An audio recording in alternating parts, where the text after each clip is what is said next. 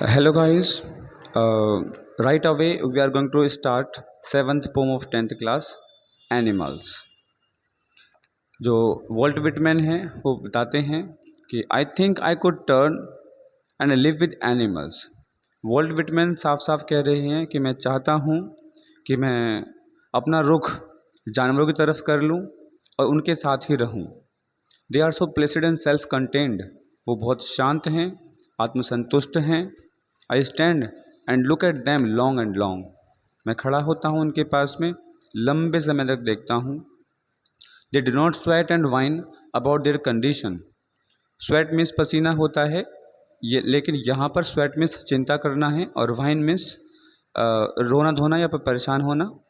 So they do not sweat and whine about their condition, ना ही वो चिंता करते हैं अपनी स्थिति के बारे में, ना ही वो किसी प्रकार से परेशान होते हैं। They do not lie awake in the dark and weep for their since, ना ही वो अंधेरे में लेटते हैं और अपने पापों के लिए रोते हैं। They do not make mistake discussing their duty to God, ना ही वो भगवान के बारे में अपने कर्तव्यों, भगवान के प्रति अपने कर्तव्यों के बारे में मुझे सोचने पर मजबूर करते हैं, यानी कि उनकी कोई ड्यूटी नहीं है। सिंपली वो लोग जो जानवर हैं वो जी रहे हैं, और जो मनुष्य है वो भगवान के प्रति अपने कर्तव्यों को गिनवाते हैं। वो अपने पापों के लिए रोते हैं, अच्छे काम में लगे रहते हैं, बुरे काम में लगे रहते हैं, पर वो बिज़ी रहते हैं। लेकिन एनिमल्स ऐसे नहीं हैं, वो थोड़े उनसे हटके हैं।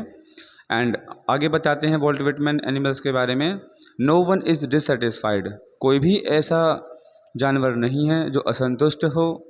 No one is demented with the mania of owing things, ना ही किसी को ऐसी बीमारी है, ना ही पागल है कोई चीज़ों को इकट्ठा करने के बारे में। मनुष्य कितना चीज़ों को इकट्ठा करता है, लेकिन जानवरों को इकट्ठा करने का शौक़ नहीं होता है। नेक्स्ट वो बताते हैं, not one kneels to another, एक जानवर दूसरे जानवर के घुटने नहीं टेकता है। Nor to his kind that lived thousands of years ago, ना ही ऐसा जानवर का कोई प्रकार कभी हुआ है जिस जानवर ने एक दूसरे जानवर के सामने घुटने टेके हों।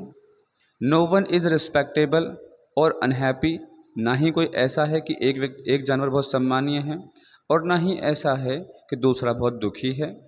ओवर द होल अर्थ, पूरे संसार के अंदर में।